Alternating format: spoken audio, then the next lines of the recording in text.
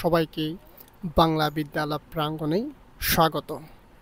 আজকে আমরা আলোচনা করব বাংলা সাহিত্যের বিখ্যাত কথা সাহিত্য, বাংলা সাহিত্যের অন্যতম ঔপন্যাসিক শওকত ওসমানের বিখ্যাত উপন্যাস কৃতদাসের হাসি।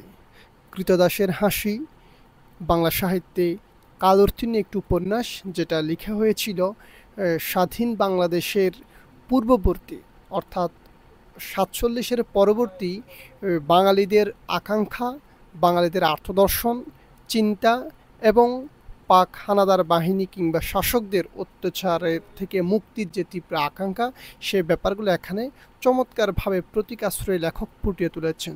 মজার ব্যাপার হচ্ছে, গোটা উপন্যাসের মধ্যে কোথাও তৎকালীন স্বৈরশাসক আইয়ুব খানের যে শাসন, তৎকালীন তাদের যে শোষণ, সেটা নিয়ে একটি শব্দ উপন্যাসে নাই। আমরা দেখব এই উপন্যাসের আদ্যপ্রান্ত আজকে লেখক যে ব্যাপারগুলো তুলে ধরেছেন, যে ব্যাপারগুলো এখানে নাই কিন্তু লেখক ইঙ্গিত করেছেন, সবগুলো বিষয় আমরা সাজিয়েছি কৃতদাসের হাসি উপন্যাস ক্লাসের মধ্যে। শেষ পর্যন্ত থাকলে আপনারা দেখতে পাবেন কৃতদাসের হাসির সময়কাল, প্রেক্ষাপট এবং পুরস্কার সহ এই আখ্যানটা কোথা থেকে লেখক সংগ্রহ করেছে সেই বিষয় এবং এই উপন্যাসের বৈশিষ্ট্য, উপন্যাসটা কোন ধরনের সেই বৈশিষ্ট্য, উপন্যাসের মূল বিষয়বস্তু এবং এখানে যে বিখ্যাত যে চরিত্রগুলো রয়েছে সেই চরিত্রগুলোর সক্রিয়তা এবং গুরুত্ব, প্রতীকী ব্যাখ্যা, এই উপন্যাসের যে প্রতীকাশ্রয় যে ব্যাখ্যাগুলো রয়েছে, প্রতীকী ব্যবহার করে লেখক যে ব্যাপারটা বোঝানোর চেষ্টা করেছে কিন্তু উপন্যাসে সরাসরি নাই, পরোক্ষভাবে বোঝানোর চেষ্টা করেছে, সেই ব্যাখ্যাগুলো করব। এবং এই উপন্যাসের সবচেয়ে বিখ্যাত যে সংলাপগুলো রয়েছে সেই সংলাপগুলো আমরা সংযোজন করেছি এই পাঠ্যপুস্তকের উপরে প্রশ্নের উত্তর করার জন্য কিংবা এই উপন্যাসের আদ্যপ্রান্ত জানার জন্য যা কিছু দরকার আমি চেষ্টা করেছি এই একটি ক্লাসের মধ্যে সবগুলো তথ্য উপাত্ত সংগ্রহ করার। দেখতে থাকুন, শেষ পর্যন্ত দেখলে অনেক বেশি সমৃদ্ধ হবেন। প্রিয় দর্শক, আমরা এই উপন্যাসের শুরুতে যেটা দেখি 1962 সালে শওকত ওসমান এই উপন্যাসটি প্রকাশিত হয়। লেখক এই উপন্যাসটি তার আরও কিছু পূর্ববর্তী সময় উপন্যাসটি লিখেছিলেন। আমরা দেখব এই কৃতদাসের হাসি, এটি বাংলা সাহিত্য বহুল জনপ্রিয় এবং বিখ্যাত একটি উপন্যাস, মুক্তিযুদ্ধ ভিত্তিক উপন্যাস। আমরা দেখি 1958 সালে অর্থাৎ 1947 সালের পরবর্তীতে দেশ ভাগ হওয়ার পরে পাকিস্তান এবং ভারত বিভক্ত হওয়ার পরবর্তীতে পাকিস্তানি শাসক গোষ্ঠী আমাদেরকে পূর্ববঙ্গকে, তৎকালীন পূর্ব পাকিস্তানকে যে পরিমাণ শোষণ নির্যাতন করেছিল, সেই প্রেক্ষাপটেই শওকত ওসমান খুব চমৎকারভাবে তিনি ব্যঙ্গের হাসিতে হাসলেন। আমরা দেখি 1958 সালে জেনারেল আইয়ুব খানের সামরিক শাসন এবং সেই বর্বর স্বৈর শাসনের বাঙালিদেরকে বাংলাদেশ বাক স্বাধীনতা হরণ করা হয়েছিল। তৎকালীন পাকিস্তানের স্বৈর শাসক আইয়ুব খানের যে বিভৎস, নির্যাতিত, নিষ্পেষিত যে শাসন ব্যবস্থা ছিল, সেই শাসন ব্যবস্থাকে ব্যঙ্গাত্মকভাবে এই উপন্যাসে তুলে ধরা হয়েছে। যদিও আমি শুরুতে বলেছি উপন্যাসের কথাও সরাসরি পাকিস্তানি শাসক কিংবা আইয়ুব খানকে ব্যঙ্গ করার একটা কথাও কানে না, সম্পূর্ণ প্রতীকাশ্রয়ী। উপন্যাসটিতে প্রতীকী চরিত্র হিসেবে, প্রতীকী বিষয়বস্তু হিসেবে যে ব্যাপারগুলো লেখক দেখিয়েছে, প্রত্যেকটা আমরা অত্যন্ত নিপুণভাবে বর্ণনা করার চেষ্টা করব পরবর্তীতে। আমরা দেখি এই উপন্যাসটি মূলত লেখক একটি ব্যাখ্যা তিনি দিয়েছেন আলিফ লাইলা ওয়ালাইলা। আলিফ লাইলা ওয়ালাইলার শেষ অংশ জাহাকুল আব্দ অর্থাৎ গোলামের হাসি, এটি অবলম্বন করে লেখক এই উপন্যাসটি লিখেছিলেন, যার অনুচ্ছেদ কিংবা অধ্যায় রয়েছে 22টি। জাহাকুল আব্দ ছিল আলিফ লাইলা ওয়ালাইলার সর্বশেষ অধ্যায়। এই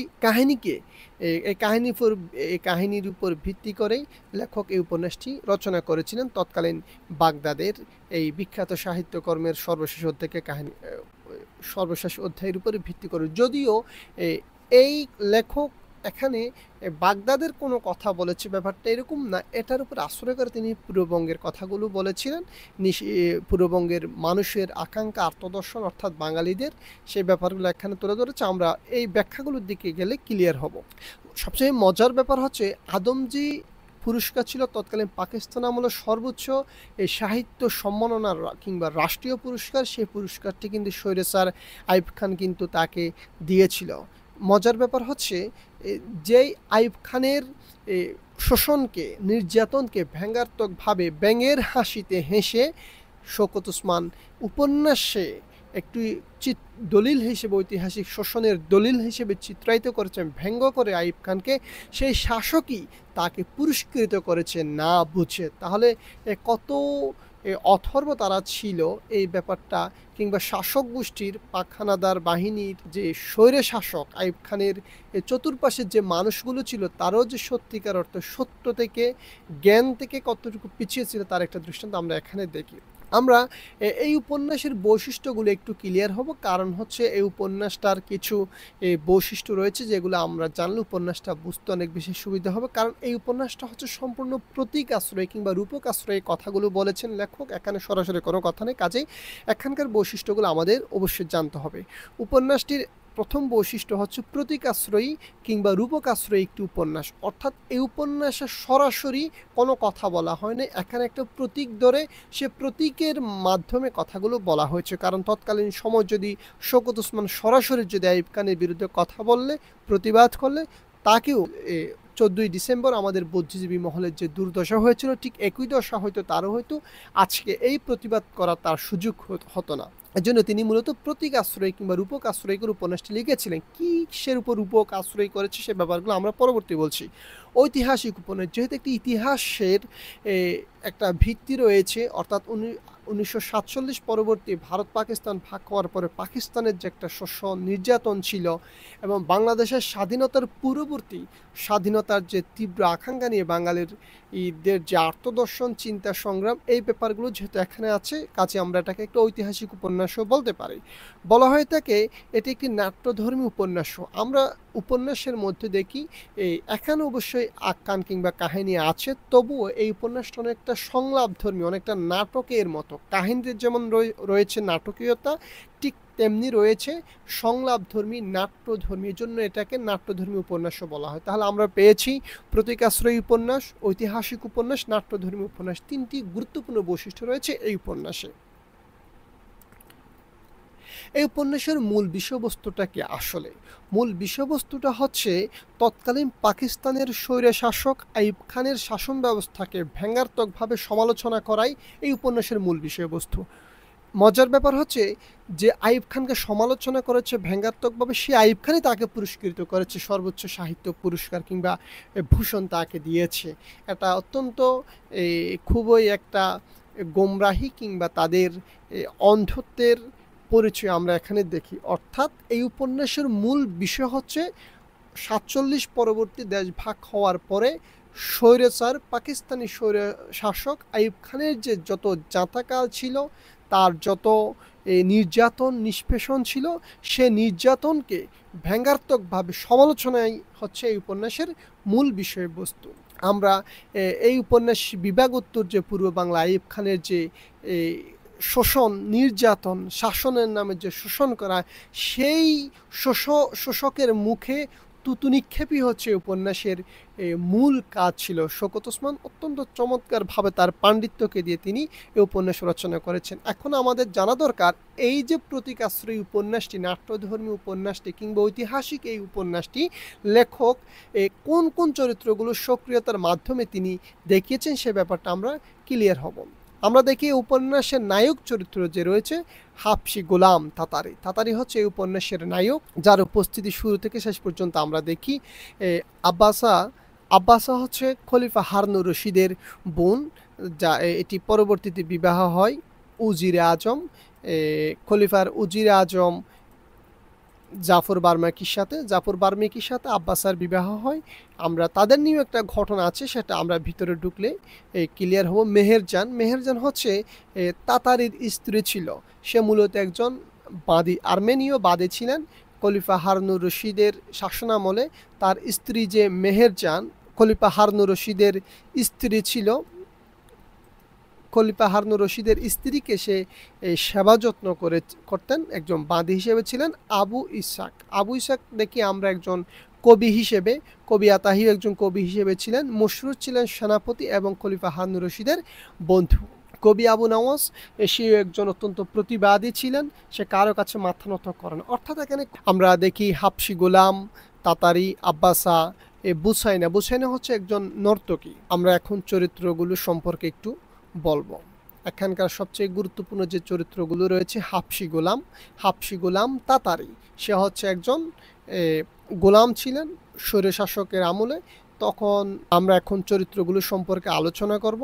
চরিত্রের মধ্যে আমরা দেখি হাবশি গোলাম তাতারি হচ্ছে এই উপন্যাসের নায়ক, যার সক্রিয়তা শুরু থেকে শেষ পর্যন্ত আমরা দেখি, এবং এই তাতারিকে কেন্দ্র করে গোটা কাহিনীর প্রবাহিত ধারা চলতে থাকে। পরবর্তীতে আব্বাসা খলিফা হারুনুর রশিদের বোন ছিলেন। খলিফা হারুনুর রশিদ হচ্ছেন তৎকালীন বাগদাদের একজন শাসক। আমি শুরুতে বলছি, এই বাগদাদের একটা কাহিনীকে অবলম্বন করেই, প্রতীক আশ্রয়ী ধরেই পূর্ববঙ্গের কথাগুলো তিনি বলেছিলেন। আমরা হারুনুর রশিদ, মেহেরজান ছিলেন হাবশি গোলাম তাতারির স্ত্রী। মেহেরজান এই উপন্যাসের নায়িকা বলতে পারি আমরা। মেহেরজান খলিফা হারুনুর রশিদের স্ত্রীর একজন বাদী ছিলেন। কবি আবু ইসাক সহ আরও কয়েকজন কবি ছিলেন, তার রাজসভার বাগদাদের কবি ছিলেন। বুসাইনা নর্তকী, সে একজন নর্তকী, তৎকালীন বাগদাদ নগরের একজন নর্তকী ছিলেন। এটা নিয়েও একটা ছোট একটা উপকাহিনী আছে, সেটা আমরা বলব। মসরুর হচ্ছে খলিফা হারুন রশিদের সেনাপতি এবং বন্ধু। জাফর বার্মিকি হচ্ছে উজিরে আজম, সে খলিফা হারুন রশিদের উজিরে আজম ছিলেন। তার সাথে জাফর বার্মিকির সাথে খলিফার বোন আব্বাসার সাথে বিবাহ হয়, সেটা নিয়েও খুব বিভৎস কাহিনী আছে, আমরা সেটাও বলবো। কবি আতাহিয়া, কবি আবু নওয়াজ, তারা ছিলেন তৎকালীন সময়ের খলিফা হারুন রশিদের আমলের রাজসভার কবি। আমরা গুরুত্বপূর্ণ চরিত্রগুলো সম্পর্কে বলেছি। এখন আমরা যাব প্রতীকী ব্যাখ্যা। আসলেই ব্যাপারটা কি? গোটা উপন্যাসের মধ্যে আমরা কোথাও দেখি না লেখকের যে মেসেজটা, লেখক যে ব্যাপারটা আমাদের বোঝানোর চেষ্টা করেছে, তৎকালীন পূর্ববঙ্গের যে শোষণের বিভৎস চিত্র, পাকিস্তানি অর্থাৎ স্বৈরশাসক আইয়ুব খানের যে শোষণ, সেই শোষণের কথা একটি বারও তিনি কিন্তু এই উপন্যাসে উল্লেখ করেন, অথচ কিন্তু এটা একটা ঐতিহাসিক দলিল। তাহলে প্রতীকী ব্যাখ্যাটা আমরা ক্লিয়ার হলে পরবর্তী আমাদের উপন্যাসটা বুঝতে সুবিধা হবে, আসল মেসেজটা আমরা বুঝবো। যেহেতু প্রতীকাশ্রয়ী উপন্যাস, এখানে সরাসরি কোনো কথা নাই। আমরা উপন্যাসে দেখি অত্যাচারী খলিফা হারুনুর রশিদ, কিন্তু লেখক যেটা বুঝিয়েছেন তৎকালীন স্বৈরশাসক আইয়ুব খানকে, অর্থাৎ স্বৈরশাসক আইয়ুব খানকে খলিফা হারুনুর রশিদের প্রতীক আশ্রয় হিসেবে ব্যবহার করেছেন। অর্থাৎ আমরা ধরেই নিব খলিফা হারুনুর রশিদ মানে হচ্ছে স্বৈরশাসক আইয়ুব খান, নিগৃহীত গোলাম তাতারি যে উপন্যাসের নায়ক।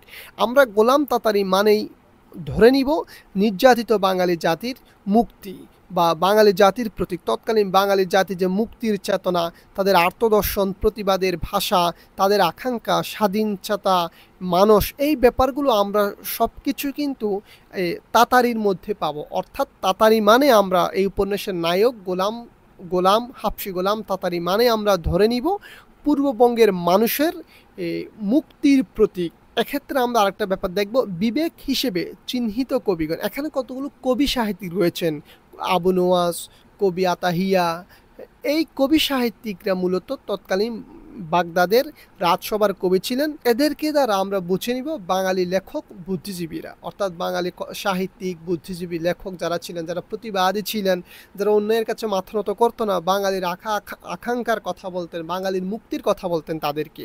অর্থাৎ আমাদের বিবেক বলতে পারি আমরা, রাষ্ট্রের বিবেক।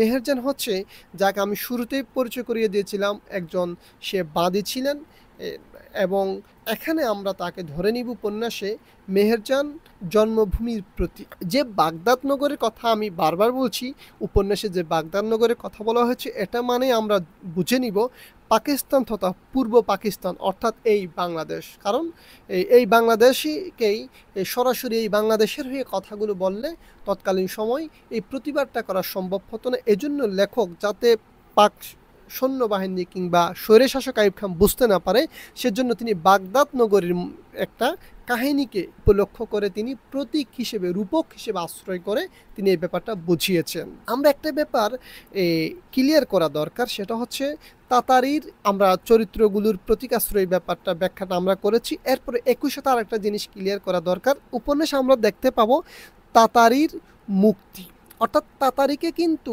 উপন্যাসের শেষ পর্যন্ত মুক্তি দিয়েছিল পূর্ব পাকিস্তানের ব্যাপারটা এখানে বোঝানো হয়। অর্থাৎ তাতারিকে মুক্তি দেওয়া হলেও কিন্তু সত্যিকার অর্থে তাকে মুক্ত করা হয়নি। মুক্ত করলে সে তো হাসতো, কিন্তু সে হাসেন। এই ব্যাপারটা আমরা শেষে এসে ক্লিয়ার করব। এখন প্রতীক আশ্রয়ী ব্যাপারটা আমরা ক্লিয়ার করেছি। পরবর্তীতে যে আলোচনাটা দরকার সেটা হচ্ছে এই উপন্যাসের কাহিনী এবং গুরুত্বপূর্ণ সংলাপগুলো। আমরা দেখি উপন্যাসের একেবারে শুরুটা হয় খলিফা হারুনুর রশিদ। খলিফা হারুনুর রশিদ খুবই একাকিত্ব ফিল করে, তার মধ্যে একটা স্মৃতি কাতরতা, তার মধ্যে একটা স্মৃতির তাড়না, কারণ তাকে বেশি পীড়া দেয়, ব্যথা দেয়, সে ঘুমাতে পারে না। তখন সে তার বন্ধু এবং সেনাপতি মসরুরকে সে তার সমস্যার কথাটা বলে, তখন তারা ঘুরতে বের হয়। কারণ সে কেন ঘুমাতে পারে না, কেন সে শান্তি পায় না, এজন্য তার খলিফা হারুনুর রশিদের বোন আব্বাসার সাথে জাফর বার্মেকির বিয়ে হয়েছিল। জাফর বার্মেকি এবং খলিফা বোন আব্বাসা যে শর্ত ভঙ্গ করেছিল, বিবাহের শর্ত ভঙ্গ করার কারণে খলিফা হারুনুর রশিদ তার বোন আব্বাসাকে জীবন্ত পুঁতে ফেলে এবং আব্বাসার স্বামী জাফর বার্মেকি, উজিরে আজম জাফর বার্মেকিকে প্রকাশ্যে তিনি কতল করে, হত্যা করে। এই হত্যাকাণ্ডের পীড়ার কারণে, দায়ীর কারণে সে কিন্তু সেই ব্যথায় বেশি, তার মধ্যে বারবার স্মৃতিকাতর হয়। সেই যে একটা বিভৎস অন্যায়, একটা হত্যাকাণ্ড বারবার আমরা দেখি খলিফা হারুনুর রশিদকে ঘুমাতে দেয় না, সে কষ্ট পায়। তো সে নিজেকে খুব একাকিত্ব অনুভব করে সে বলেছিল তার বন্ধুসুলভ সেনাপতি মসরুরকে, আমি বড় একা। উপন্যাসে এই কথাটা সরাসরি আছে, সে একাকিত্ব অনুভব করে। আমরা এখানেই অনেক ব্যাপারটা স্পষ্ট হয়ে যে আমাদের কাছে খলিফা হারুনুর রশিদ অনেক বেশি ছিলেন সে অত্যাচারী শাসক, এবং তার অত্যাচার, তার অন্যায় জীবন্ত হত্যাকাণ্ডের ব্যথা তাকে অনেক বেশি ব্যথিত করে, কষ্ট দেয়, পীড়া দেয়। আমরা খলিফা হারুনুর রশিদ একাকিত্ব অনুভব করে তার বন্ধু মসরুরকে একাকিত্বের কথা বলে, বন্ধু মসরুর তাকে ঘুরতে যাওয়ার জন্য বাগানের দিকে যাওয়ার কথা বলে রাত্রে। তখন তারা ঘুরতে বের হয়ে দেখে হাবশি গোলাম এবং তাতারি আর বাগদাদের একটা বাগিচায় তাদের মন মাতোয়ারা, তাদের দিল মাতোয়ারা হাসি, সে হাসি দেখে খলিফা হারুনুর রশিদ অবাক হয়েছে, এইভাবে কারা হাসে? অর্থাৎ তাদের হাসি, হাবশি গোলাম এবং মেহেরজানের হাসি, তাদের দাম্পত্য প্রণয়ের হাসি তাকে খুবই বেশি আগ্রহী করে তোলে, তাকে অনেক বেশি একটা উৎফুল্ল কৌতূহলী করে তোলে সেই হাসিটা। কারণ খলিফা তো হাসতে পারে না, সে তো অনেক কষ্টের মধ্যে আছে। তখন সে জিজ্ঞেস করে এইভাবে কারা হাসে? তার বন্ধু সাথী মসরুরকে। মসরুর বলে এই হাসি হচ্ছে হাবশি গোলাম তাতারের। অর্থাৎ এই ব্যাপারে আমরা এই জায়গায় একটা ব্যাপার আমাদের ক্লিয়ার হওয়া দরকার, সেটা হচ্ছে খলিফা হারুনুর রশিদের অনুমোদন ব্যতীত কোনো বিবাহ হতো না। এজন্য সে যেহেতু অত্যাচারী ছিল,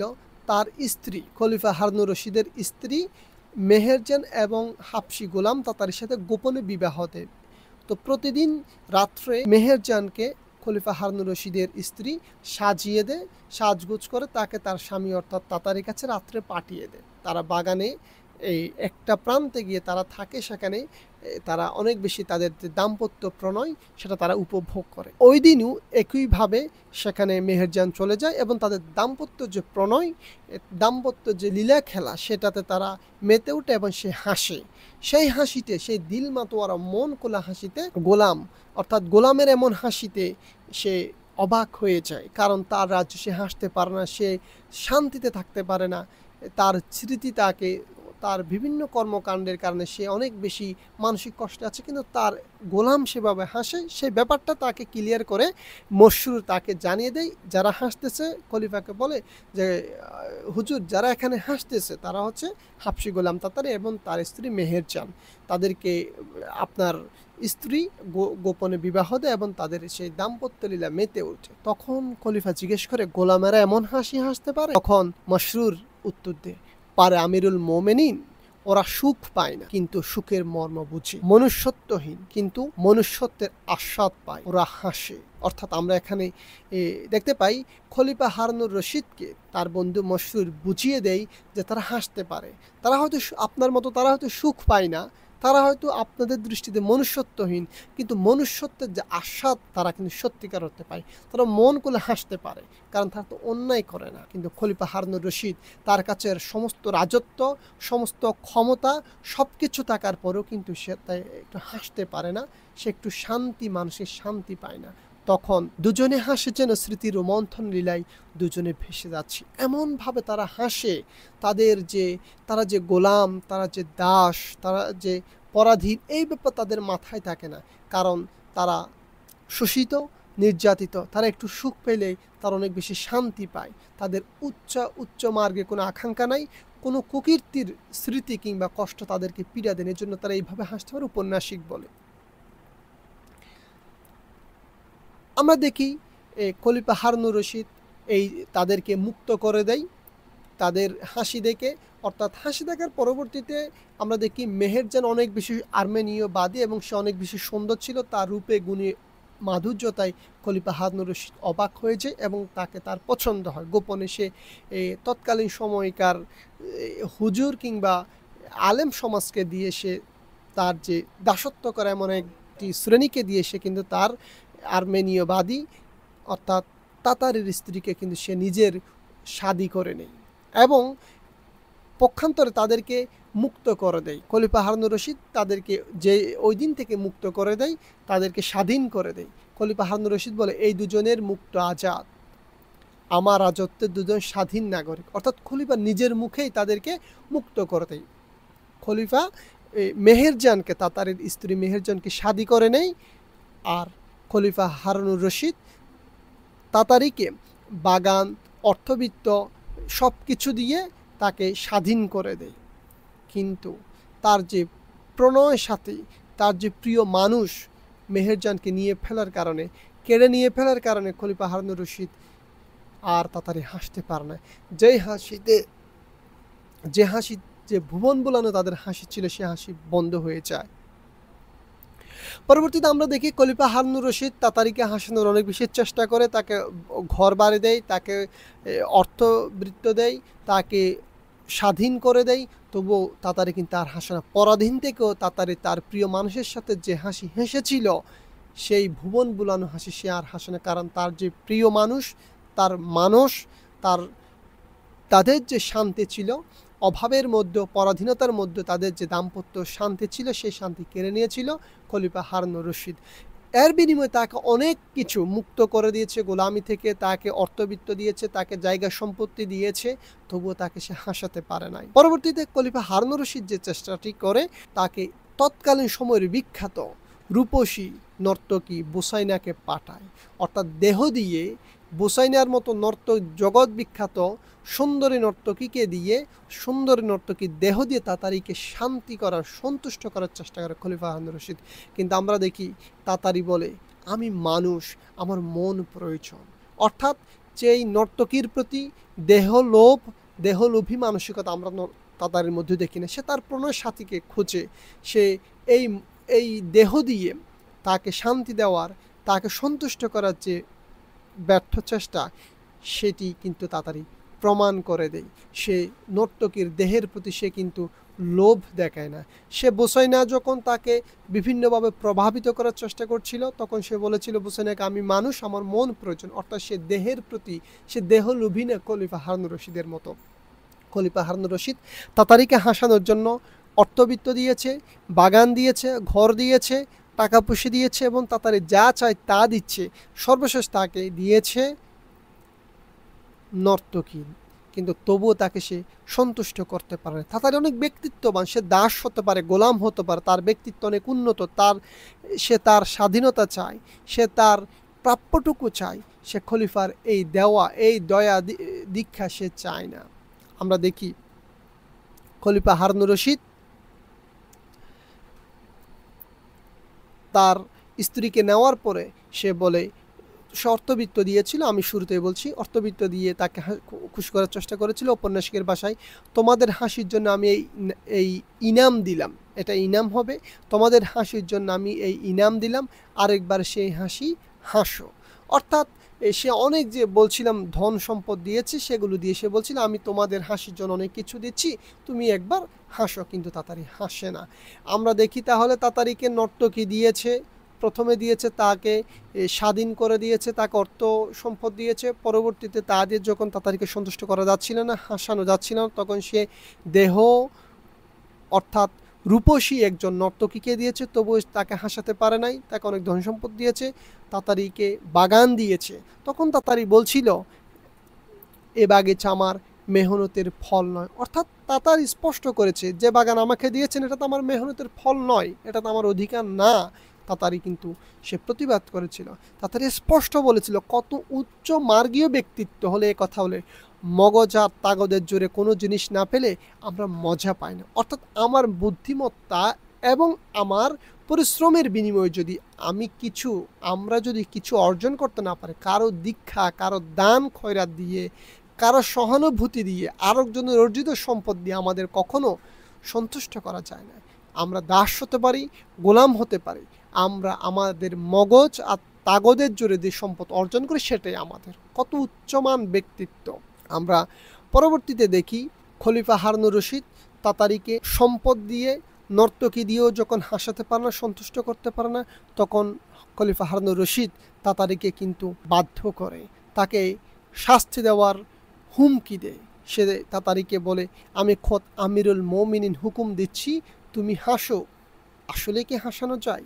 হুকুম দিয়ে মানুষকে যায়, হুকুম দিয়ে মানুষকে হাসানো যায় না। এই উপন্যাসে আমরা দেখি তখন তবুও যখন অনেক অনুনয় বিনয়, অনেক অনুরোধ, অনেক ধনসম্পত্তি, নারী, অর্থ সব কিছু দিয়েও যখন তাতারিকে হাসানো যায় না, খলিফা তখন আরও বেশি চওড়া হয় এবং খলিফা তাকে শাস্তির ভয় দেখায় এবং খলিফা বলতে বাধ্য হয় গোলামকে আবার গোলাম বানাবো। অর্থাৎ যেই গোলামকে সে মুক্ত করে দিয়েছিল, যে গোলামকে সে স্বাধীন করে দিয়েছিল, তার রাজত্বে যে দাসকে সে স্বাধীন করে দিয়েছিল, তাকে সে আবার গোলাম বানাবে। অর্থাৎ সে স্বাধীন নাগরিকত্ব সে ফিরিয়ে নেবে, কারণ তাকে অনেক কিছু দিতে চেষ্টা করেছে, হাসানোর জন্য। আসলে তাড়াতাড়ি হাসবে কেমনে? অনেক কিছু, সে কি সম্পদ লোভী? সে স্পষ্ট বলেছে আমরা এই মগজ আর তাগদের জোরে কোনো কিছু অর্জন করতে পারলে সেটাতে আমরা মজা পাই না। তাহলে সেই তাড়াতাড়িকে কেমনে খলিফা কৃত্রিম সম্পদ দিয়ে সে খলিফা কেমনে হাসাবে? আমরা দেখি খলিফা হারুনুর রশিদকে বারবার সে ব্যর্থ করে, তার প্রত্যেকটি চেষ্টা ব্যর্থ হলে খলিফা হারুনুর রশিদ তাকে ভয় দেখায় এবং তাকে অনেক বেশি নির্যাতন করে। খলিফা হারুনুর রশিদ স্পষ্ট বলেছে গোলামকে আবার গোলাম বানাবে, কিন্তু আবার গোলাম বানিয়েছে। সত্যিকার অর্থে তাদেরকে কি সে গোলাম বানাতে পেরেছে? আমরা পরবর্তীতে দেখব। উপন্যাসের শেষে প্রতীকাশ্রয়ী যে ব্যাপারগুলো আছে স্পষ্ট করবো আমরা। এই ব্যাপারটা যদি ক্লিয়ার না হলে এই উপন্যাস বোঝা কখনো সম্ভব না। আমরা শেষে এই মজার ব্যাপারটা ক্লিয়ার করব। এখন আসি, তাহলে খলিফার সব চেষ্টা ব্যর্থ হয় এবং সে তাকে আবার গোলাম বানানোর কথা বলে এবং তাকে অনেক বেশি শাস্তি দেয়। খলিফা তাকে প্রকাশ্যে তাকে অনেক বেশি মারধর করে, তাকে অনেক বেশি আঘাত করে। তাতারির মতো নাই, তার সেই যৌবন, তার যেই শরীর সেটা কিন্তু আর নাই, অনেক বেশি ঝলসে যায়, অনেক ক্ষতবিক্ষত হয়ে যায়, অনেক রক্তাক্ত হয়ে যায়। আমরা তাতারির মুখে শুনি, অর্থাৎ এমনভাবে নির্যাতন করেছে খলিফা হারুনুর রশিদ তাতারি, কিন্তু সেটা তাতারির মুখ দিয়ে শুনলে আমরা, তার ভাষ্যে শুনলে আমরা বুঝবো। ঔপন্যাসিক তাতারির ভাষ্যে বলেছেন জীবন অনেক মূল্যবান, তাই আত্মহত্যা করেনি। মানুষ জীবনের মুখোমুখি দাঁড়ায়, মৃত্যুর মুখোমুখি দাঁড়ায়, সে পিছু হটে না। তাতারিকে বোঝার জন্য এই সংলাপটা খুবই গুরুত্বপূর্ণ। আমরা এই সংলাপটা সহ আরও যে গুরুত্বপূর্ণ প্রশ্নের প্রাসঙ্গিক অনেকগুলো সংলাপ এখানে আছে, প্রশ্নের প্রাসঙ্গিকতা বজায় রেখে আমরা এই সংলাপগুলো পরীক্ষায় ব্যবহার করতে পারি। অর্থাৎ তাতারি কি বলেছে? জীবন অনেক মূল্যবান, তাই আত্মহত্যা করেন। মানুষ জীবনের মুখোমুখি দাঁড়ায়, মৃত্যুর মুখোমুখি দাঁড়ায়, সে পিছু হটে না। অর্থাৎ তাতারি বলছে সে আত্মহত্যা করেন শুধুমাত্র জীবন অনেক মূল্যবান তাই। তার মানে তাকে খলিফা হারুনুর রশিদ তার সর্বশেষ চেষ্টা ছিল তাকে সে হাসাতে পারে নাই। পরবর্তী তাকে সে অনেক বেশি জুলুম করে, অনেক বেশি মারধর করে, ক্ষতবিক্ষত করে, রক্তাক্ত করে। তবুও তাতারী আত্মহত্যা করে নাই। কেন? তার কাছে জীবন অনেক মূল্যবান। মানুষ কখনো পিছু হটে না, মানুষ জীবনের মুখোমুখি দাঁড়ায়। এই ব্যাপারটা তাতারী স্পষ্ট করে। আমরা কাহিনীর প্রবাহে আমরা দেখতে পাই খলিফা হারুনুর রশিদ তাতারীকে হাসাতে পারে না। সে তাকে ধনসম্পত্তি দিয়ে হাসাতে পারে নাই, সে তাকে স্বাধীন করে দিয়ে হাসাতে পারে নাই, সে তাকে নারী দিয়ে হাসাতে পারে নাই, সে তাকে আবার গোলাম বানিয়েও, আবার শোষণ নির্যাতন করেও, ভয়ভীতি দেখিয়ে, রক্তাক্ত করেও, ক্ষতবিক্ষত করেও কিন্তু তাকে হাসাতে পারে নাই। এটাই হচ্ছে তাতারীর প্রতিবাদ। রক্তাক্ত দেহ নিয়ে তাতারী বলেছিল, শোন হারুনুর রশিদ, দিরহাম দৌলত দিয়ে কৃতদাস গোলাম কেনা চলে, বান্দি কেনা সম্ভব, কিন্তু কৃতদাসের হাসি না, না, না।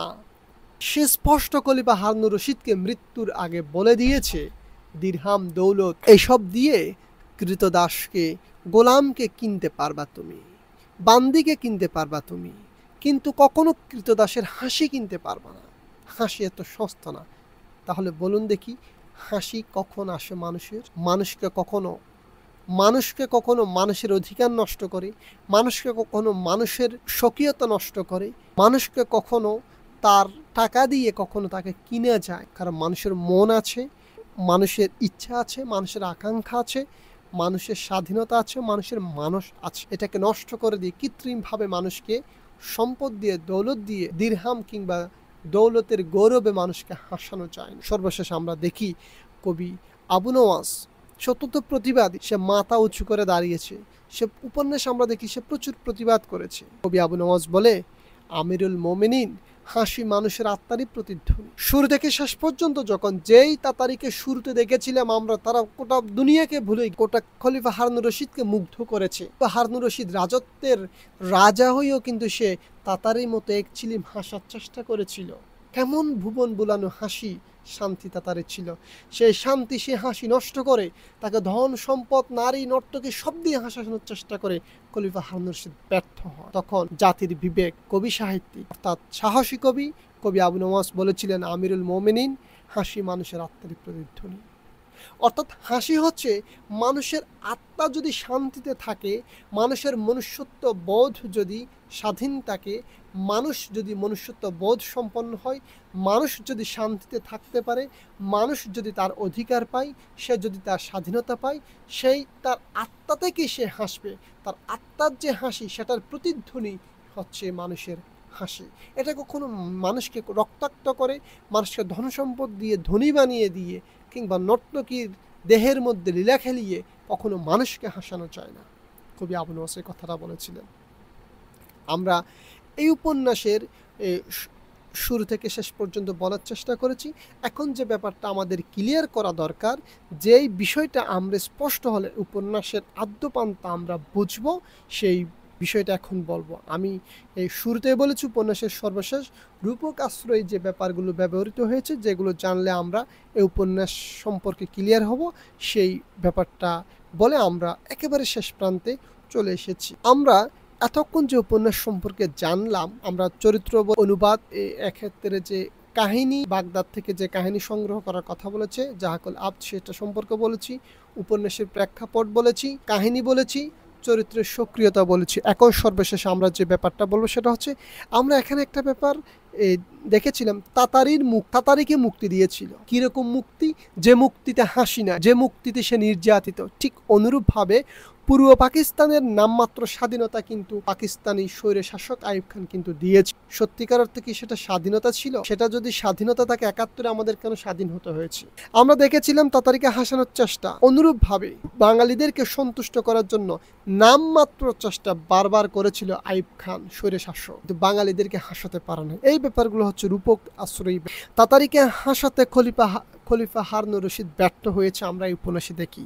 রূপক আশ্রয়ে পরোক্ষভাবে যে ব্যাপারটা বোঝানো হয়েছে, বাঙালিকে সন্তুষ্ট করতে আইয়ুব খান কিন্তু ব্যর্থ হয়েছিল, স্বৈর শাসক ব্যর্থ হয়েছিল। বিদায় আমাদের রক্ত সংগ্রামের মাধ্যমে অগ্নিঝরা ৭১-কে আমাদের অর্জন করতে হয়েছে, লক্ষ লক্ষ জীবন এবং মা বোনের সম্ভ্রমের বিনিময়ে। বাগদাদ জনগণের অনেক বেশি শোষণের শিকার হয়েছে। আমরা দেখি আব্বাস খলিফার বোন হয়েও কিন্তু সে শোষণের শিকার হয়েছে। জাফর বার্মেকি সে উজির আজম হয়েও সে শোষণের শিকার হয়েছে। অর্থাৎ বাগদাদ নগর তো অনেক লোকজন সাধারণ মানুষ মুক্ত ছিল না, শোষণ নির্যাতনের শিকার হয়েছিল, খলিফার যৌন লালসার খোরাক হতে হয়েছিল, তাদের নিরীহ মানুষের দাম্পত্য প্রণয়ের প্রতি পর্যন্ত, দাম্পত্য সুখের প্রতি পর্যন্ত খলিফার লোলুপ দৃষ্টি ছিল। অনুরূপভাবে আমরা দেখি পূর্ববঙ্গের মানুষের প্রতি, বাঙালির দাম্পত্য প্রণয়ের প্রতি, বাঙালির অধিকারের প্রতি, স্বাধীনতার প্রতি পাকিস্তানের শোষণ নির্যাতন ছিল। এই ব্যাপারগুলো ফুটে উঠেছে। কৃতদাসের হাঁস উপন্যাসটি একদিকে যেমন মনোরঞ্জন, অন্যদিকে প্রতীকের তাৎপর্যপূর্ণ রয়েছে। আমরা উপন্যাসের শুরু থেকে শেষ পর্যন্ত যে ব্যাপারগুলো পড়েছি, সর্বশেষ আরেকবার 1 মিনিটে আরেকবার গুছিয়ে আমরা রিপিট করার চেষ্টা করছি। শুরুতেই বলছি, কৃতদাসের হাঁস 1962 সালে শওকত ওসমান প্রকাশিত করে এবং এই উপন্যাসটি মূলত একটা ঐতিহাসিক, নাট্যধর্মী এবং প্রতীকাশ্রয়ী কিংবা রূপকাশ্রয়ী উপন্যাস আমরা বলছি, কারণ এই উপন্যাসের সরাসরি কোনো কথা নাই। এবং এই উপন্যাসটা রচনা করার প্রেক্ষাপটটা ছিল মূলত 1958 সালে স্বৈরশাসক আইয়ুব খানের পূর্ববঙ্গকে অর্থাৎ পূর্ব পাকিস্তানের বাঙালিদেরকে যে শোষণ নির্যাতন, সেই শোষণ নির্যাতনের প্রেক্ষাপটের উপর ভিত্তি করেই শওকত ওসমান এই উপন্যাসটি রচনা করেছে। এবং এই উপন্যাসটাকে পরোক্ষভাবে শওকত ওসমান একটা ব্যাখ্যা দিয়েছেন, অর্থাৎ সে বাগদাদের আলিফ লাইলা ওয়ালাইলার শেষাংশ জাহাকুল আবদকে অবলম্বন করে উপন্যাসটি রচনা করেছিলেন। যদিও তিনি এই ভিত্তিটা দেখিয়েছেন মূলত তাকে যাতে সন্দেহ করা না হয়, সে যে প্রতিবাদ করছে সেটা যাতে স্বৈরশাসক বুঝতে না পারে, এবং এর জন্য সে পুরস্কার পেয়েছেন। আমরা উপন্যাসের বৈশিষ্ট্যগুলো বলেছি, এটা প্রতীকাশ্রয়ী, রূপকাশ্রয়ী কিংবা ঐতিহাসিক এবং নাট্যধর্মী একটা উপন্যাস। আমরা এই উপন্যাসের মূল বিষয়বস্তু বলেছি, তৎকালীন পাকিস্তানি স্বৈরশাসকের যে শাসন ব্যবস্থাকে ব্যঙ্গ করে এই উপন্যাসটি মূলত রচনা করে বিভাগোত্তর পাকিস্তানের যে স্বৈরশাসন সেটার প্রতি থুতু নিক্ষেপ করাই ছিল এই লেখকের মূল আলোচ্য বিষয়। আমরা চরিত্রগুলো বলেছি, প্রত্যেকটা চরিত্রের সক্রিয়তা সম্পর্কে বলেছি, প্রতীকের ব্যাখ্যা দিয়েছি এবং সর্বশেষ আমরা গুরুত্বপূর্ণ বলেছি।